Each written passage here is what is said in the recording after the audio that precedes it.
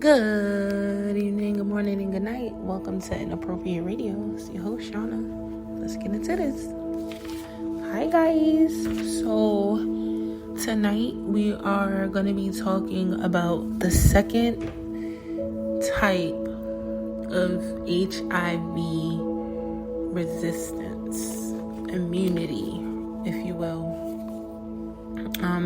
It's called the transportation 3 gene, as in TNOP3, Tango, November, Oscar, Papa 3 gene, right? This gene this is actually a gene defect as well, just like the Delta 32. It's responsible for the transportation of the virus into the cell's nucleus or the cell's radius, right? So this gene, or the transportation of, is actually necessary in order for the HIV virus to set into the cells to start to replicate itself. Now, what I find most important with this one, like so far, is that this particular defect is not abundant or common to any region or any ethnic group. So what that immediately tells me is that this particular gene is something that we all share. And what it also tells me is that this mutation has probably been around longer than the others, because we all have it, right? It's not confined to one area, and it's not confined to one people. So far, from what research has been showing, it also is resistant more against HIV-1, which further explains or makes my point, because HIV-1 is basically the virus that mainly positive people are affected by, and it's resistant more to the tropism types of HIV. These are HIV-1 subtypes. As far as HIV-2 goes, the research is all up in the air, and I was actually trying to do research on it all day, and nothing really had been coming up. So what that's telling me is that number one, HIV-2 is probably a little more newer, and the sequence of the genes hasn't found a way to make friends with the virus yet, as far as the HIV-2, because this particular mutation is linked to multiple different diseases, with the main one being lupus. And I find that really funny because, as we know, lupus is a blood disease. It's a blood disorder. So with this being a mutation that's connected to so many other diseases, I think it's really funny, or not funny, I think it's really interesting that lupus is amongst one, but not sickle cell, right? So let's just keep going. And that's really funny because mainly Black people get sickle cell, right? Sickle cell is not really something that Hispanic or Caucasian or other ethnic groups suffer from in comparison to Black people. So yeah, I think that was really interesting. So another thing that I came across, now remember, what we're doing is we're doing this research to go into the biological aspect of spiritual warfare, right? That's what this is about. And everything that we're looking at, we're looking to find information on how it relates to us in the spirit world. Remember, as above, so below. So as I'm reading, this question popped in my head. Remember, we're going to be like doing questions as we engage in the conversation.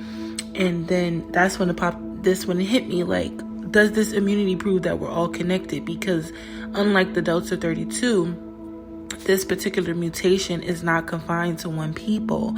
So, and also from yesterday, I think we posed this question already. Does this immunity suggest that HIV is the byproduct of a worse virus? Like, was there something worse than HIV that had allowed the genes to build a resistance to this virus? Crazy, I know. So now this particular mutation is it's also connected to lupus and limb-girdle muscular dystrophies.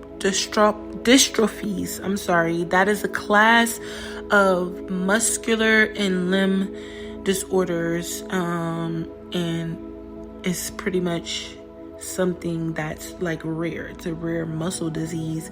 So this mutation was actually being researched for other diseases, and then they found out that people who they just stumbled across this. They were not originally researching this particular mutation for HIV. They stumbled across it and realized that people who had this were in fact HIV resistant. And I think it's important to note that there are two different resistance types. So now we have the different genetic mutations, like what we're discussing now, the Delta 32 and the TNOP3 and the T-limbs. We're going to go over that tomorrow, and like other factors. Like, that's one type of resistance, just the genetic mutations. And then there are actually people who have actually became infected with the virus, but they were actually able to gain an effective immune response and avoid their immune systems being overthrown by the virus. Now, that just pretty much proves that, taking care of your body is worth it. Eating clean, staying hydrated, trying to stay stress-free as possible, and getting your rest, because that's pretty much what gives you a strong immune system. So if your immune system is at top notch, you can probably fight off the virus. And we have that as a type of resistance, but then there is a genetic factor that causes you to be able to withstand it. And like I said, we're going to discuss that on another segment, but this particular segment is going into the TNOP3 genetic mutation. Now, with this particular one, as far as HIV immunity, there wasn't a lot of research dedicated to this particular mutation as far as HIV goes, because like I said, this research on this mutation was not geared towards HIV prevention or research. It had nothing to do with it. So it was kind of hard coming up with a lot of information on this, but you have to dig and dig. So one thing that I came across was that out of the babies that are born to HIV positive mothers, 75% of those babies are negative, right? And then even 25% of those that are born negative, they more than likely, 40% of those 25% actually become negative later on in life. So this particular resistance was mainly geared towards the transportation of the fluid. So like if you were born to an HIV positive parent, if you engaged in unprotected sex with a positive partner, if you were an intravenous drug user, or if you were like a healthcare worker, like those are the classes of people that are more likely to come in contact with the fluid of a positive person. And this is mainly how it's contracted, through the actual fluid from the positive person. So remember, you don't have to be having sex, you don't have to be doing drugs, and there's other ways that you can catch it. I remember I worked in a drug facility, and I had no idea that this particular client was positive, and she peed on herself. She urinated on herself, and it was as a result of the medication she was on, and I had no idea. And one of the supervisors put me in and was like, get some gloves and do this and do that because she's positive. And what I found to be more interesting is that she had a guy who was not positive who was set on marrying her, and I thought that was so beautiful. The power of love and all that good stuff. But yeah, so, and a lot of people are probably thinking like, okay, does your blood type have anything to do with this? And it's like, no, it's more so your genetics and less of your blood type, right? This natural resistance, like I said, it has a lot to do with your immune system and then your genetic factors, or the latter, right? So 3 years after being infected, you usually come up with AIDS if you're not taking care of yourself, right? But there are instances where research has revealed that the virus being transported, there are people who have not had this virus overtake their immune systems, even though they were infected, and they go on to live natural lives and they have normal viral loads. So a lot of this, once again, is going back to the genetics. The genetics are literally the ancestors. We literally come from the people who came before us and the people who came before them, and so on and so forth. And that genetic link is what keeps us connected to them, no matter what time frame, no matter the era, no matter the dimension, right? Because even if you go into different dimensions, you're still connected to your ancestors. So this is just a prime example of how your genetics, or aka your ancestors, can be saving you. And by the way, a lot of this information predates COVID, so I'm sure now they have like a lot of information out there now.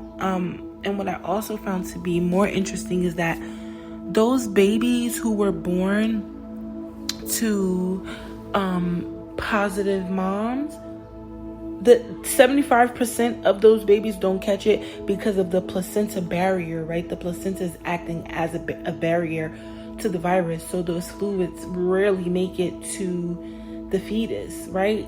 This HIV-1 and HIV-2 are mainly those that are infected.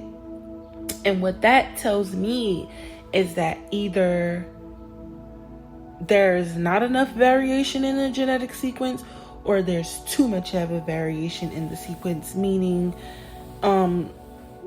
like your ancestors have not traveled far enough for you to be able to build immunity, or they travel too much and the genes can't focus on one way to block it out, and the virus has found a new way to get in. That can be a theory. I don't know. You don't have to listen to me. You don't have to believe me. Just my idea, okay? So yeah, that's pretty much what I came across as far as this particular mutation. Now, there are, like I said, different types of mutations that has allowed HIV to be non-existent in some people's genetic sequence. And they do have something that they discussed as a genetic placement that they refer to as the God gene, and we're going to get into that. But I just wanted to, just go over this because this is what we're doing right now, and I just really wanted to say we're doing it. So yeah, I hope you guys had a good day. I hope you enjoyed your day. I hope you get some good rest tonight. Drink some water, eat some fruit, mind your business, okay? And yeah, that's pretty much it. All right, love y'all. Peace.